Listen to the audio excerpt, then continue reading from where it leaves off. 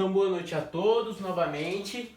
Vamos dar início à nossa disciplina Doenças Transmissíveis e Não Transmissíveis, tá? O nosso quarto módulo hoje e vamos falar das doenças transmitidas por vetores, tá? Então, lembra que que eu falei lá com vocês sobre o que são os vetores, né? Lá na primeira aula de parasitologia. A gente tem sempre que estar voltando, né?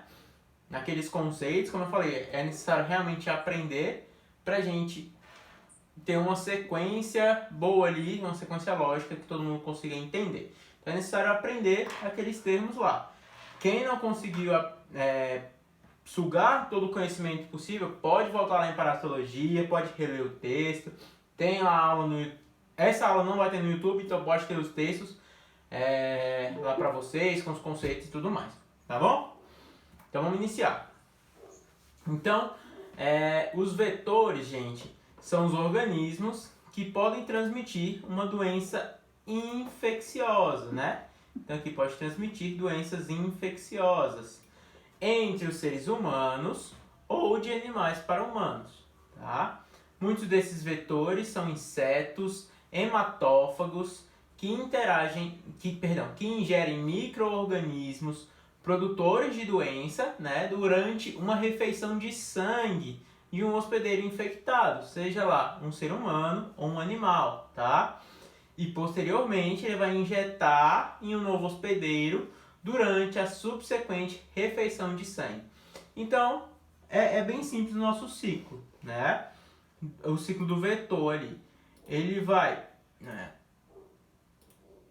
Temos aqui, ele vem aqui e pica este ser humano, né? Tá aparecendo aí para vocês, aí. E depois ele vai transmitir para outra pessoa, né? Ele vem aqui, vai se alimentar deste primeiro, né? Que é um ser infectado, né? É um ser vivo infectado. Ele conseguiu se alimentar. Ele vai depois para outro ser vivo, né? No caso um ser humano, por ele ser um vetor para a gente.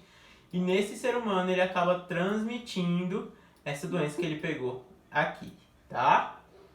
Então, esse vai ser o papel do vetor. E vamos lá, os mosquitos são vetores de doenças mais conhecidos, né? Outros vetores incluem ali o carrapato, as moscas, flebotomíneos, as pulgas, teatomíneos e alguns caracóis aquáticos de água doce, né? A gente viu ali que os caracóis eles fazem parte disso também, ou eles vão ser hospedeiros intermediários, né? Como a gente viu lá nas doenças de parasitologia. Então, logo as doenças que são causadas, né, a partir da transmissão dos vetores são classificadas como doenças transmitidas por vetores, que é o que a gente vai falar aqui hoje. Então, as doenças transmitidas causadas por vetores são causadas por patógenos e parasitas em populações humanas. Todos os anos, há mais de 1 milhão de casos há mais de 1 bilhão de casos e mais de 1 milhão de mortes por doenças transmitidas por vetores, tá?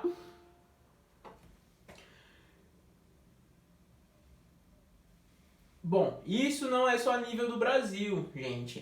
As doenças transmitidas por vetores, elas acontecem mundialmente. Esses dados, eles são mundiais, né? Então, juntando todos os casos do mundo inteiro, dá mais de 1 bilhão de casos e mais de 1 milhão de mortes, tá? E as doenças, por exemplo, vão ser a malária, a dengue, a esquistossomose, tripanossomíase africana, a leishmaniose, a doença de Chagas, febre amarela, encefalite japonesa, né? E oncocercose, tá? A gente falou de algumas dessas doenças lá em parasitologia, mas vamos repetir algumas delas aqui, tá? Vou mostrar aqui as principais para vocês. Então, as doenças transmitidas por vetores são responsáveis por mais de 17% de todas as doenças infecciosas, tá? A distribuição dessas doenças é determinada por um complexo dinâmico de fatores ambientais e sociais. porque, né, ele tem ali fatores ambientais e principalmente sociais. Os fatores ambientais, gente, vai ser para ajudar na vida, né, desse vetor, da transmissibilidade. Ele tem que picar uma pessoa infectada e a outra. Como ele vai se reproduzir, como ele vai se proliferar, né, ali. Então, esse fator ambiental ele vai ajudar ou atrapalhar o determinado tipo de vetor. E os fatores sociais, a gente vai estudar lá em saneamento ambiental e saneamento básico, que esses fatores sociais eles vão interferir diretamente na reprodução desses vetores, na transmissão de doenças ali. Eu vou deixar esse assunto para a gente entrar quando a gente for falar de risco ambiental e risco... Lá na matéria de risco ambiental, então a gente fala isso tudo lá, tá bom? Então a globalização das viagens e do comércio, a urbanização não planejada e os desafios ambientais, como as alterações climáticas, estão tendo um impacto significativo sobre a transmissão das doenças nos últimos anos, né? A gente tem aí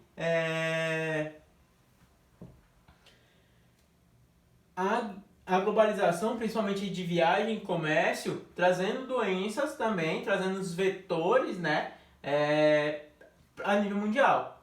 Então, onde não tinha certo tipo de doença, mas com o comércio ali, com viagens de pessoas, acaba tendo essa caracterização, né, esse aparecimento de doenças em determinadas regiões. Vamos lá. A gente tem um exemplo disso, né, hoje em dia, que não é o vetor, na verdade vai ser o ser humano, vai ser de hospedeiro para hospedeiro, mas que é o coronavírus. Ele só virou uma pandemia, algo mundial, por causa, né, dessa globalização que a gente tem hoje, tanto de viagens das pessoas quanto do comércio. Então, essa globalização a gente tem que ver que ela traz muitos benefícios, mas esse é o lado negativo da globalização, porque tudo consegue se espalhar, tá bom?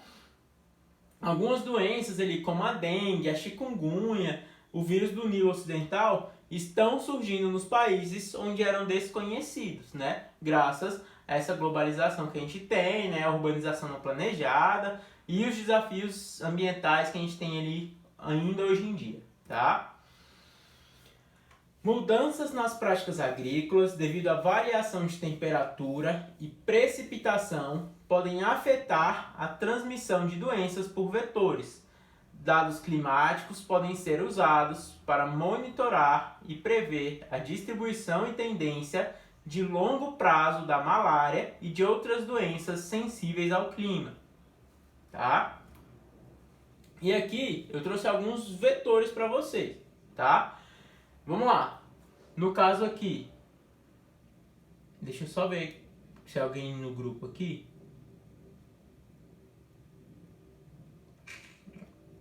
Vamos voltar para nossa aula.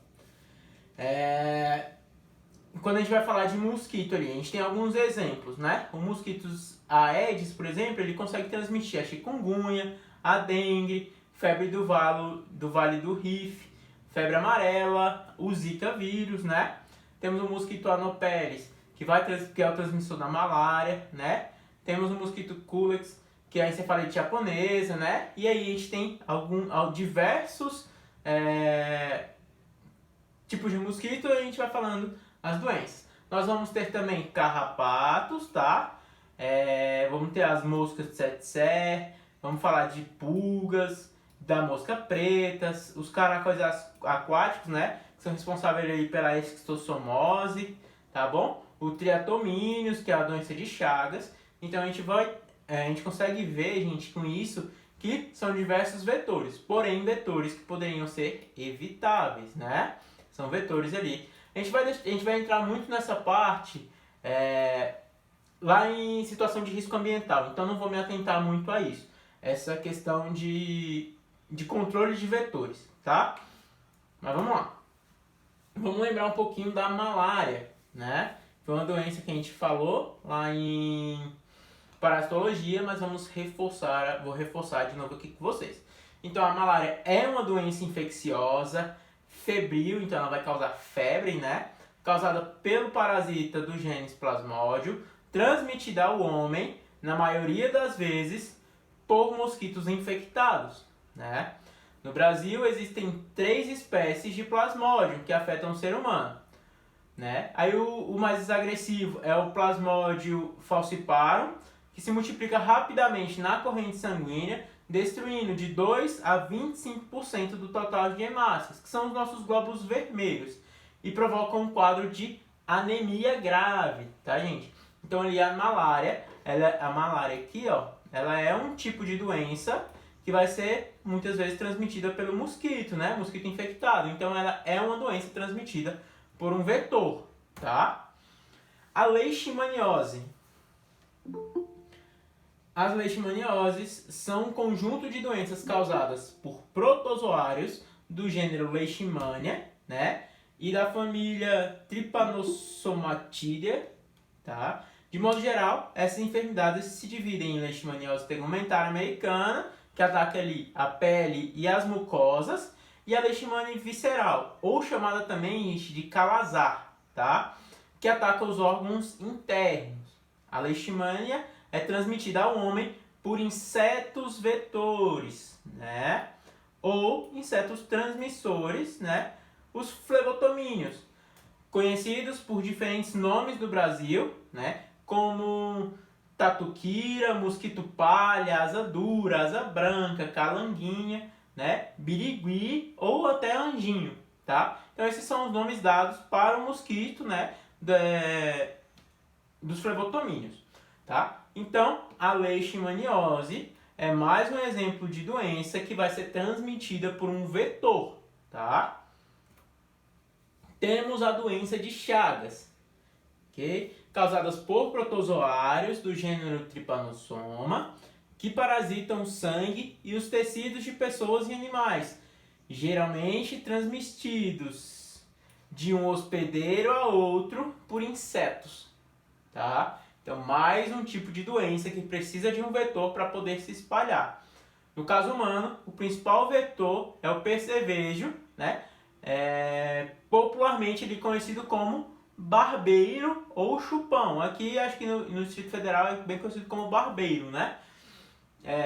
Então é mais uma doença causada que ela só existe, né, no ser humano até hoje em dia pelo mau controle ali do vetor, que seria um inseto conhecido como barbeiro, tá? Então assim que o barbeiro termina de se alimentar do sangue de um indivíduo, ele defeca, eliminando os protozoários e colocando-os em contato com a ferida e a pele da vítima, tá?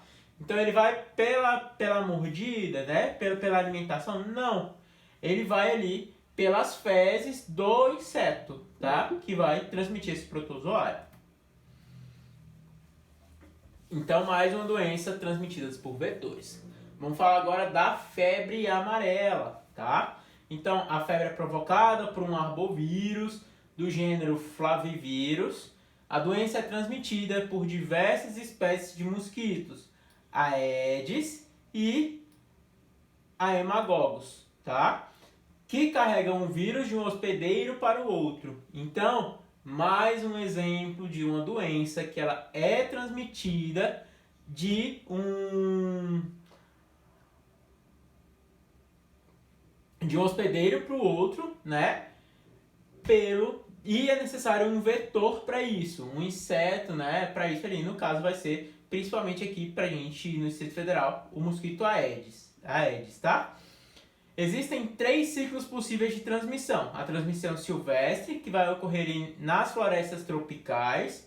O intermediário, que acontece em partes úmidas e semi-úmidas da África, em que mosquitos semidomésticos, né, vamos supor, eles se reproduzem na floresta e próximo a domicílios.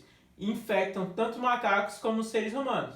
E nós temos a transmissão urbana, que é o que acontece aqui, que vai ser quando ele pica uma pessoa infectada e vai lá e pica outra, tá? E vamos ter, né, mais uma doença causada pelo vetor, que é a nossa tão conhecida dengue, né? A gente vive aí, o Brasil inteiro vive com a dengue, né? A gente tem ali casos de endemias, né? Então é muito momentâneo durante o ano, mas ele nunca abaixa esse número de casos, né? A gente nunca consegue controlar ela de forma eficaz. Então no Brasil, o vírus da dengue são transmitidos pela fêmea do mosquito Aedes aegypti e podem causar tanto a manifestação clássica da doença quanto a forma considerada hemorrágica.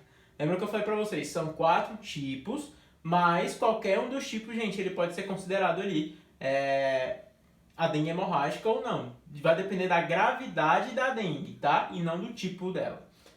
O Aedes aegypti tem se caracterizado como um inseto de comportamento estritamente urbano. Devido à presença do vetor no ciclo de transmissão da doença, qualquer epidemia de dengue está diretamente relacionada à concentração da densidade do mosquito, né? Ou seja, quanto mais inseto a gente tiver, maior a probabilidade de ocorrer uma dengue, tá? Por quê? Porque eles vão se reproduzir, eles vão passar o vírus, eles vão conseguir picar mais pessoas, tá? Então, se a gente tiver menos mosquitos, menos Aedes aegypti, a gente vai ter menos casos de dengue, tá? Então, é necessário controlar o mosquito Aedes aegypti para a gente ter uma queda ali no número de casos de dengue, ok? E aqui a gente vai entrar nessa parte do manejo integrado dos vetores, tá? Que é conhecido como MIV. Então, o manejo integrado dos vetores, né? O MIV é um proposto pela Organização Mundial de Saúde, é um processo de tomada de decisão racional para a otimização dos recursos para o controle dos vetores. A abordagem visa melhorar a eficácia, a relação custo-efetividade e a sustentabilidade do controle de doenças transmitidas por vetores. Então, esse MIV, ele quer, de uma maneira racional, de uma maneira inteligente, controlar os vetores para que eu possa controlar o número de doenças, abaixar ali o número de doenças, de doenças transmitidas por vetores, né? Então, o objetivo final é impactar sobre a transmissão de doenças transmitidas por vetores, tá? Como a malária, a dengue, a leishmaniose e a doença de Chagas, entre outros, tá? Então, a gente viu ali algumas antes que não estão aqui, mas então é um manejo para tentar controlar esses vetores para eu ter um número de doenças muito menor. Até porque a gente já falou que o preventivo ele sai mais barato do que o tratamento, né? Então, quando eu vou prevenir, gente, eu vou estar falando de economia em medicamentos, em internações, em números de profissionais ele que vai estar envolvido nesse processo, né? Às vezes a pessoa vai parar de trabalhar ali por um tempo, né? Então, é um trabalhador que eu acabo tirando, então eu preciso pensar nisso tudo quando eu falo de doenças evitáveis, né? Que é o caso de doenças transmitidas por vetores. Então, os principais elementos, né, desse MIV são, primeiro, o conhecimento local sobre a ecologia dos vetores. Primeiro, saber quais são os criadouros, os ciclos de vida, os comportamentos de alimentação e repouso, tá? Então, quais são os padrões de transmissão da doença, recursos e condições socioeconômicas prevalentes para poder direcionar ali a estratégia e intervenções. Então, o que eu tenho que fazer ali primeiro? Eu tenho que conhecer o meu vetor. Eu tenho que saber como é que o meu vetor vive, como é que ele se reproduz, em qual local ele vive, para eu poder começar a estudá-lo para conseguir criar maneiras de parar essa proliferação, essa transmissão, né? Então eu preciso conhecer para depois gerar estratégias e intervenções. Depois eu vou fazer um estabelecimento de regulação e legislação para a saúde pública de forma a assegurar a implementação efetiva e sustentável das intervenções para a prevenção de doenças transmitidas por vetores. Então o que eu vou ter que fazer? Eu vou ter que deixar claro, né, o que é regulamentado, o que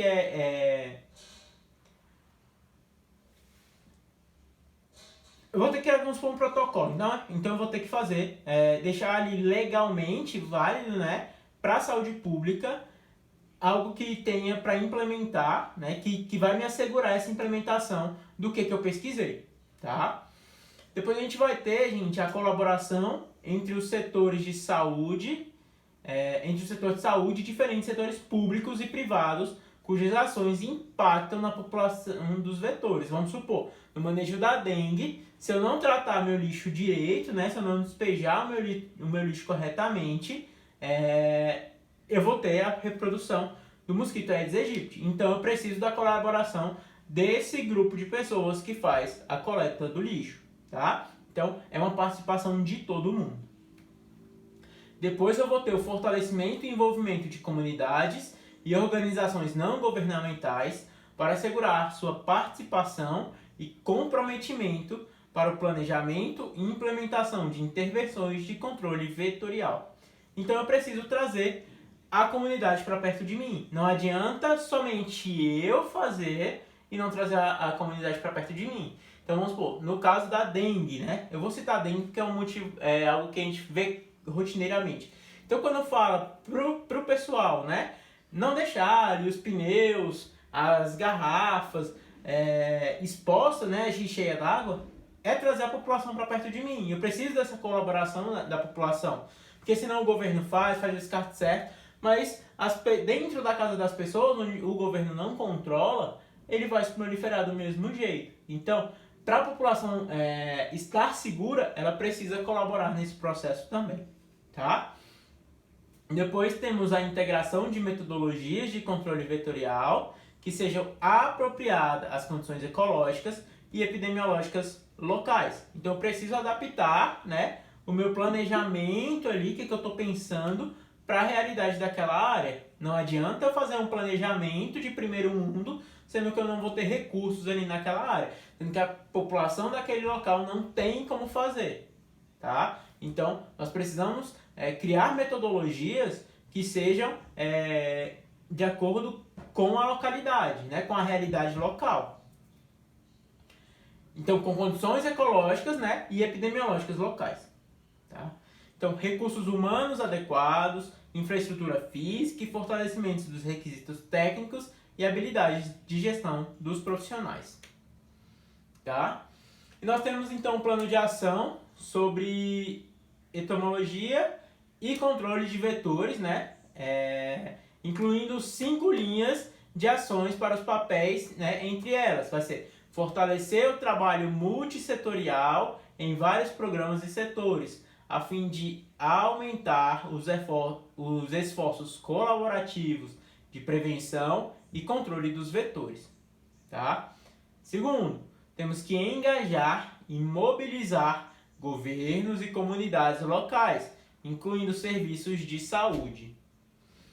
Depois temos que melhorar a vigilância de vetores e avaliação das medidas de controle, incluindo monitoramento e manejo da resistência aos inseticidas. Temos que avaliar e incorporar abordagens comprovadas e inovadoras para o controle de vetores e ampliá-las quando possível. Fornecer capacitação contínua sobre a etimologia, né, e o controle dos vetores, não apenas para especialistas, mas também para os agentes de saúde pública. Então, o que adianta ali os especialistas em dengue, né, os enfermeiros e os médicos, ficarem com esse saber, né, com esse conhecimento ali de como controlar, sendo que o resto da população também precisa disso, não tem que ficar só em uma pessoa. Então, os agentes de saúde, né, saúde pública, eles têm que saber. Tá? Então, os agentes comunitários de saúde, eles têm que saber disso com toda certeza, até porque ele está mais próximo à população. Tá? Então, esse vai ser o nosso manejo de vetores. Se isso conseguir ser botado em prática, a gente tem um excelente controle dos vetores e uma diminuição considerável ali do número de doenças causadas por vetores. Tá bom? Então, a exposição das pessoas aos vetores e as doenças que elas transmitem ocorrem em nível local e é frequentemente associada a fatores como faixa etária, sexo, etnia, a profissão ou ocupação, né, e desigualdade, entre outros. Então, são aquelas classificações que a gente viu quando a gente falou dos nossos indicadores, né? Então, a gente pode classificar de diversas formas. Então, a gente pode classificar por faixa etária, por sexo, por etnia, profissão e pelas desigualdades que a gente tem dentro da nossa população. Nesse sentido, o plano de ação enfatiza a necessidade de que as autoridades nacionais de saúde e controle de vetores planejem e façam parcerias com organizações comunitárias locais para trabalhar de forma mais efetiva com as populações afetadas, tá? Então, eu vou trabalhar na minha população, naquela população principal, eu vou fazer, lógico, um papel muito mais, um controle muito mais rígido, mais rigoroso na população que está sendo muito afetada. Eu vou trabalhar, né, com um pouco mais de maleabilidade com a população que não está sendo afetada, mas a minha intenção em trabalhar com essa população é fazer o controle, tá? Em termos de ferramentas para o controle de vetores, o plano enfatiza que abordagens inovadoras, como mosquitos infectados por bactérias geneticamente modificados ou novos inseticidas, devem ser submetidos a uma avaliação cuidadosa em estudo piloto antes de serem incorporados ao arsenal do manejo de vetores. Vamos supor, gente, nem todo inseticida ali ele vai matar ali o vetor, né? Às vezes ele não tem essa capacidade e acaba fortalecendo, né? Vamos supor, esse mosquito, esse carrapato. Então a gente precisa fazer testes, né? Estudos pilotos, que é o que eles chamam aqui, são os testes, né? A gente avaliar antes de colocar no mercado, de colocar como um manejo ali para o controle dos vetores. Senão a gente acaba fortalecendo esse vetor e não eliminando, tá?